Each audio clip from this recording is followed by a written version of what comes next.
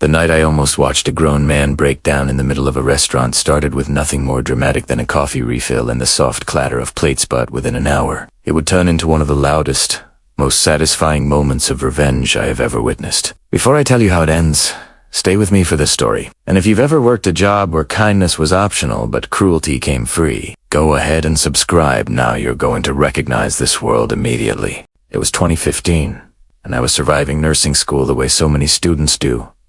One double shift at a time. I waitressed at a restaurant that didn't advertise. No billboards, no radio ads, no coupons shoved in mailboxes. The owners believed reputation was everything. You earned your customers by treating people right, by cooking food worth talking about, by building trust one table at a time. Word of mouth wasn't a slogan there, it was oxygen. By that point, I'd been working there for months, long enough to know the menu backwards, long enough to read the kitchen's moods, long enough that when a new server finished official training, management would quietly park them next to me. I wasn't a trainer on paper, but I was the safety net, the calm presence. The one who could see panic before it boiled over. That's how I ended up paired with him. He was older than most of us, fresh out of a rough chapter in life, newly released and trying to rebuild something steady. It was polite, careful, a little stiff with nerves, and painfully afraid of making mistakes. The kind of man who apologized even when things weren't his fault. The kind of man who wanted this job to work so badly it showed in every step he took. That night was his first full section alone. He was next to me. Close enough that I could hear when his voice tightened. Close enough that I could swoop in if he got buried. We both knew he'd get weeded. Everyone does on their first night. Primera, wise ready. What neither of us was ready for was the table. 6 people, maybe in their early 20s, loud without being joyful, confident without being kind. They settled into his section like they owned the place. Within minutes, he was standing beside me in the server alley, eyes wide, menu clutched too tightly. "They want something," he said quietly, like the walls might hear. "But I don't think it's on the menu. She says we have all the ingredients, and that the other location makes it all the time." I could have told him to push back. I could have given him the script, the firm but polite refusal. But this was his first night alone. His hands were shaking, and T's wasn't T, the moment to turn him into a soldier. "Ask the back line," I told him. "If they'll do it, great. If not, I'll talk to them." The kitchi shrugged and agreed. It was simple. Really? From our side, no problem.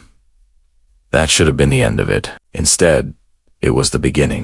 From that moment on, the woman at the head of the table eater, I came to think of her, found something new to demand every single time he approached. A refill he'd just delivered. A condiment she hadn't mentioned. A question answered followed immediately by another question. Sharper, louder, more impatient. He never had time to breathe. Every time he escaped the table, he looked like someone being chased. I caught his eye, gave him a nod, and quietly absorbed some of his other tables into my rhythm.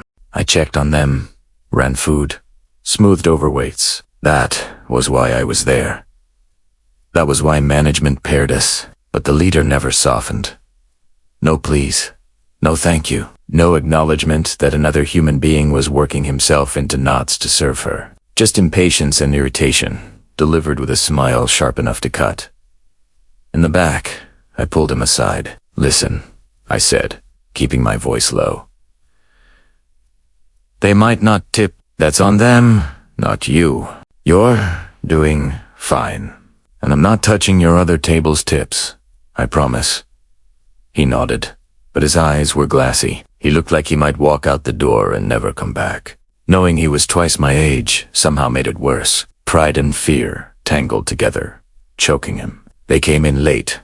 That table, close to the end of the night. By the time the rest of the section closed, they were still there, lingering, laughing, draining every last ounce of his energy. "They're asking about employee discounts," he said. "They want to use more than one on the same ticket.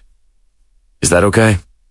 She had spent the entire meal tearing him down, laughing about how she was a trainer at our other location, and he was the worst waiter she had ever seen. She made sure he knew she was watching him, judging him, enjoying every misstep. No wonder the other location made her special meals. No wonder he was shaking. I wanted to pull her aside and remind her what kind of person she was choosing to be. I wanted to protect him the way someone should have protected her trainees if she truly was one. I gave him the fastest rundown of the table's behavior, the cruelty, the lies about discounts she knew couldn't be stacked. He smiled. Not a happy smile, a knowing one.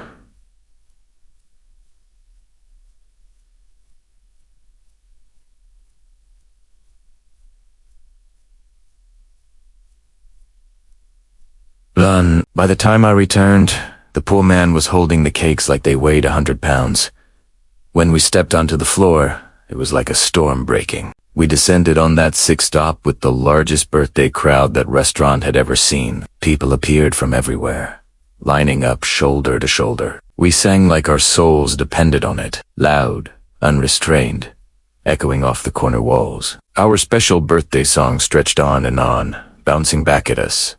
Smiles vanished. Hands flew to ears. Bodies flinched.